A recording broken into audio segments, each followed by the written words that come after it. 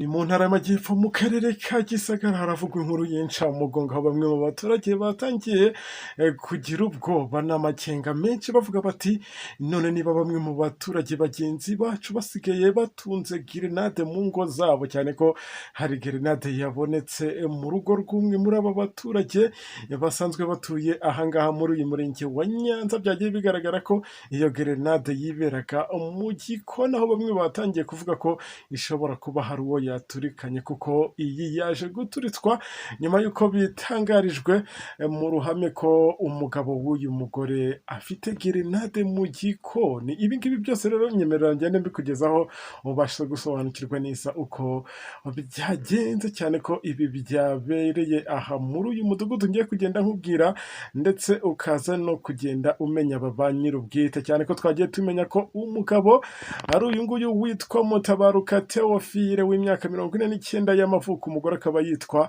Marie Rose w'imyaka 51 y'amavuko. Bamwe mu baturanyi babo bakomeza bagaragaza ko abangaba bari bamaze igihe kinini babana mu buryo bw'amakimbirane. Nizere ko wahise umenya ko YouTube channel ikiri ya yindi ni Subiza TV, aha niho mukuru amakuru aba yizewe kandi amakuru abagezweho. Ndacyakomeza no kugenda mbifuriza umwaka mushya muhire wa 2026 kuko niwo turimo. Uyu munsi ni tariki ya mbere z'uku kwezi kwa mbere, umwaka nuwo nguwo ndangije kubabwira. Ubwo nahaye ikaze n'ababandi bakigera kuri uyu muyoboro wa YouTube channel aribwo bwa mbere, niba mutarakora subscribe turabashishikariza gukora kuri iryo jambo ryanditseho sabone cyangwa subscribe bitewe n'uko mubyita, ubundi mufungure kara kantu k'inzogera kugira ngo tujya tubagezaho aya makuru umunsi ku wundi. Ibitekerezo byanyu hasi ni ingenzi, murabizi ko aribyo biduha motivation yo kugenda tubashakira amakuru hirya no hino muri iki gihugu cyacu cy'u Rwanda. Ariko kandi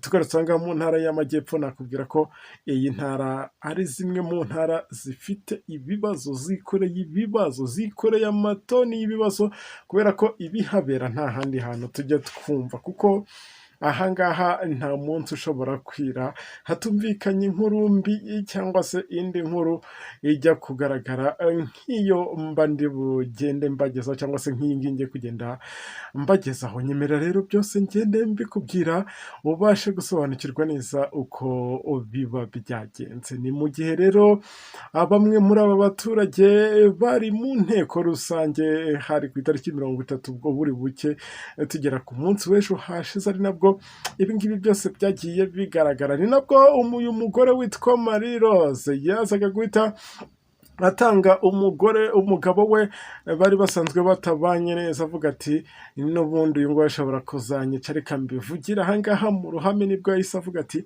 murabizi neza ko uyu mugabo tutabanye neza. Ubwo yavugaga Mutabaruka Theophile, ahita avuga ati n'ikimenyimenyi afite gerenade mu gikoni. Ubwo muraza kugenda mubireba neza, mukore iperereza mumenye niba ari umusirikare cyangwa ari umusivile, kuko ngewe tubanye mbizi ko ari umusivile, ariko ibyo bikoresho bya gikomando cyangwa se iby'inzego z'umutekano bitunga mu rugo iwanjye nkande, cyangwa arashaka kuzanyica mugasanga ejo twese yaturimbuye. Ubwo nibwo inzego z'umutekano rero zahise zinanyarukira ahangaha kugira ngo zibanze koko zicekingi uru rugo rw'aba bombi, barebe ibi bibazo byagiye binahagaragara. Vuba bidatinze inzego z'umutekano zaje kuhagera, koko baza gusanga grenade irahari, ndetse ndaza kugenda nkubwira n'ubwoko bwayo, cyane ko nakubwiye ko baje no kwituritsa.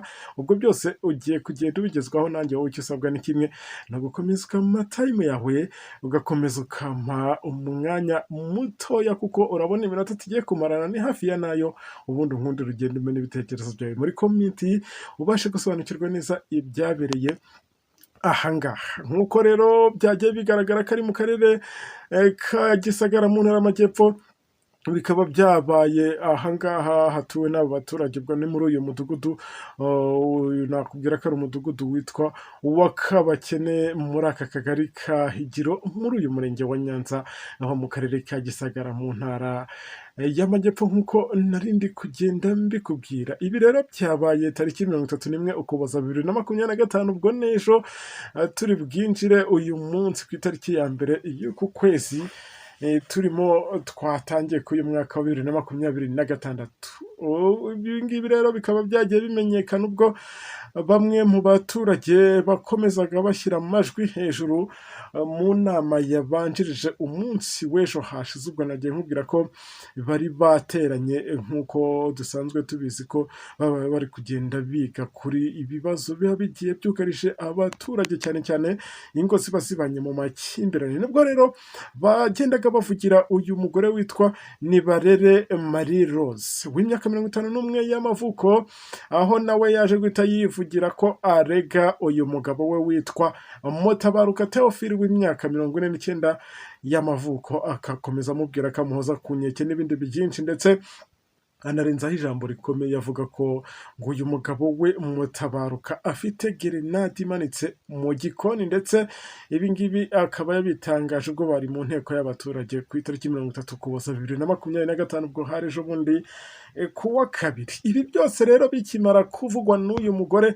ubwo birumvikana nta kindi cyahise gikorwa usibye ko inzego z'umutekano nazo zahise zikoza ahangaha mu rugo rw'aba baturage mu rwego rwo kugira ngo barebe koko ibivuzwe n'umugore ko bihari. Vuba bidatinze baje kurugeramo, baza gusanga koko uko yavuze aho iyo gerenade iri ni naho imanitse muri icyo gikoni. Ariko kandi ibi ngibi bigenda bigaragara ko uyu mugabo ubwo nawe yazaga guhita atabwa muri yombi, yiyemereye ko iyo gerenade ari we wayimanitsemo, ariko kandi akomeza avuga ko ngiyi gerenade ngo yayitoraguye mu ishyamba hari mu mwaka wa 2022. Tekereza nawe turi 2020, ni 2020 kwa mutaza kugira ngo ni na 22 ntaza kugenda nongeraho imyaka. Akomeza avuga ko yayitoraguye mu ishyamba, ariko kandi tekereza kuba utoraguye ikintu nk'icyo ngicyo, we bigaragara ko yari azi ko ari gerenade, akaza akayimanika aho ngaho mu gikoni. Ubwo